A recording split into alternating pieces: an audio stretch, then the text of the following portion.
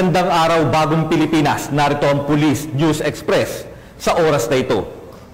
Sa pagpasok ng Bagyong Julian sa bansa, naging handa ang kapulisan ng Police Regional Office 2 sa maaaring pagsalanta nito sa Rehiyon 2. Yan ang balitang hatid ni Patrolwoman Micheline Balyada.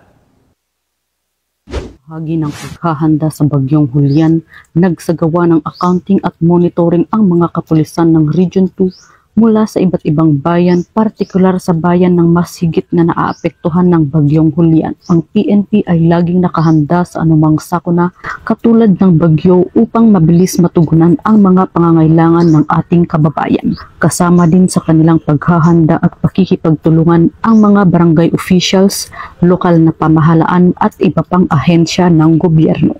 Nakahanda na rin ang mga inilaang mga karagdagang kagamitan tulad ng rescue boats at first aid kit.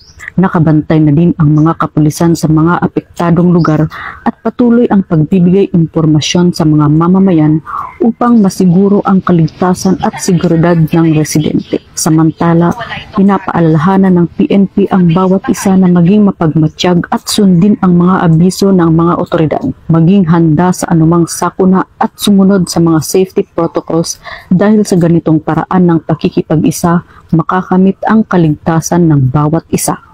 Mula dito sa Lambak ng Cagayan, ako ang inyong PNN correspondent, Patrolwoman Balyada, alagad ng batas, tagataguyod ng Balitang Pulis.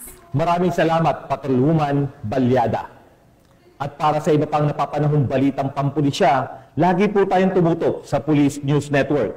Alagad ng batas, tagataguyod ng Balitang Pulis, ako po si Patrolman Lubimir Julian, nagbabalita para sa Police News Express.